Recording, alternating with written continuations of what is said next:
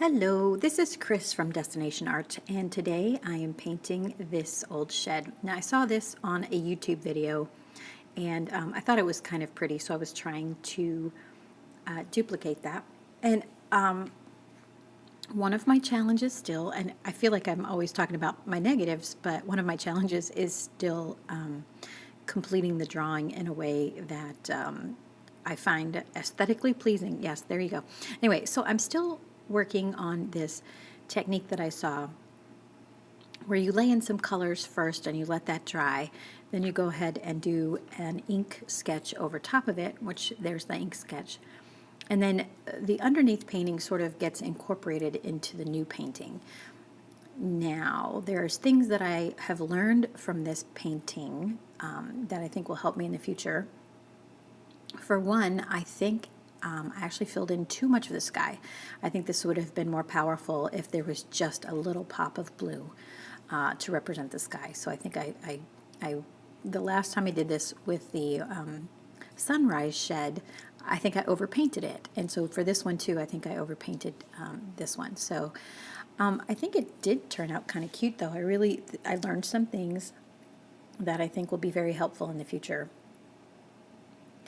So let's see, this painting, there was some negative painting around posts for the porch, which that was a good thing to practice. The shading was a good thing to practice, and actually getting some sunlight, or the look of sunlight on the roof was important.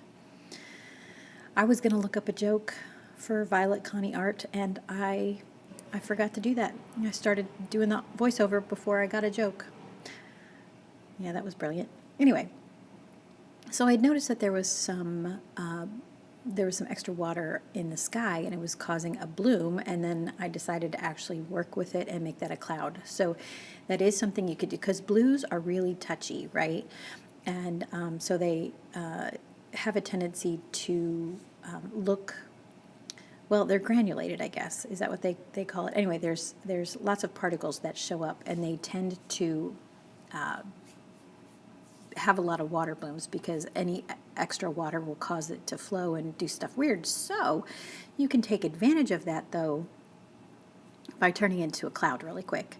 If you're watching it close enough. You can always, of course, do a little bit of scrubbing of the paper and lift up some pigment if you need to in the future. If it's dry all the way. But if you catch it when it's wet, you can kind of just dab up some color and make a cloud. So that is the chimney that I'm working on. And one other thing, I think an opportunity that was missed was maybe putting that whole side in shadow.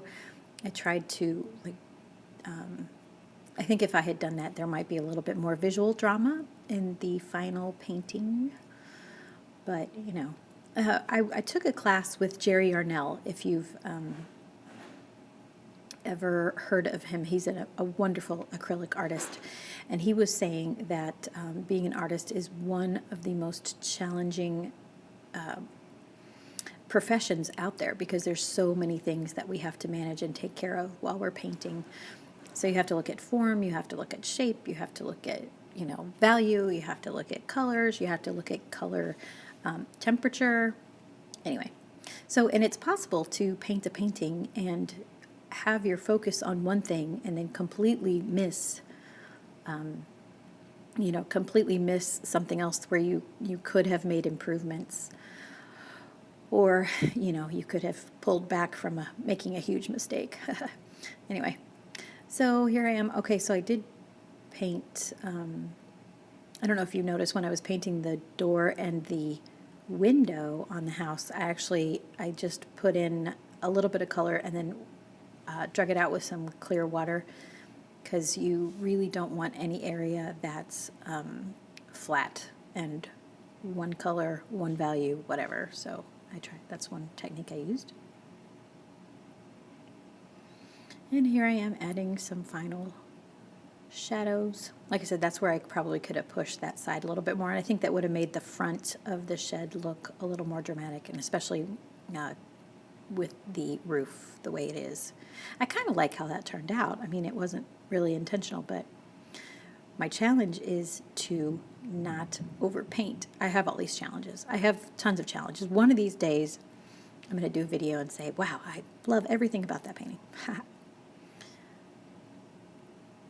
All right, so putting on some final details, and here is the final painting. Please like and subscribe, and have a fabulous day.